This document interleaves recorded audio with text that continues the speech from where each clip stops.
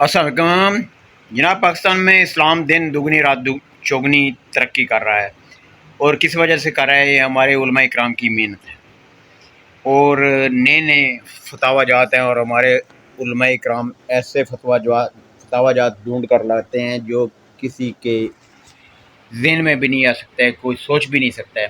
مرغی کے بارے میں، یہ فارمی مرغی ہے کہ یہ بجلی کی بیٹی ہے، تو اس لیے یہ اس کے خلاف فتویٰ جاری کر رہے ہیں کہ یہ حرام ہے اور اس کا کھانا مکروہ ہے، اور یہ اس کو مرغی کہنا ہی ٹھیک نہیں ہے۔ تو اس جناب مولوی صاحب، اگر یہ فارمی مرغی بند ہو جائے نا پاکستان میں، تو گوشت کی اتنی کمی ہو جائے کہ صرف 1% اشرافیہ جو ہے نا وہ چھوٹا اور موٹا گوشت کھا سکے۔ باقی دیسی مرغی تو پاکستان میں نہ ہوتی ہے اور نہ پیدا ہو سکتی ہے۔ اگر ہو بھی تو وہ اتنی مہنگی ہوگی کہ آپ کو صرف محفلوں میں ملے گی، عام آدمی کی پہنچ سے میں گوشت نہیں ہوگا، اور کوئی گوشت والی چیز، چکن ٹکے، یہ سارا کاروبار ٹھپ ہو جائے گا۔ تو ان حضرات کا فتویٰ سنیے کہ یہ مرغی جو ہے نا کسی کی بیٹی نہیں ہے، یہ بجلی کی بیٹی ہے۔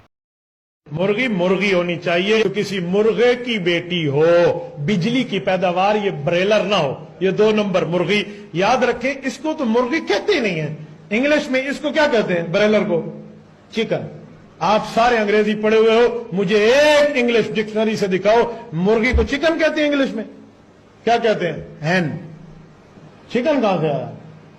آج تک ہم نے چکن تو سنا ہی نہیں ہے، نہ پڑھا ہی نہیں ہے۔ ہین کہتے ہیں مرغی کو، چکن کہاں سے آیا؟ یہ بجلی کی بیٹی ہے، یہ کسی مرغے کی بیٹی نہیں ہے۔ بات یہاں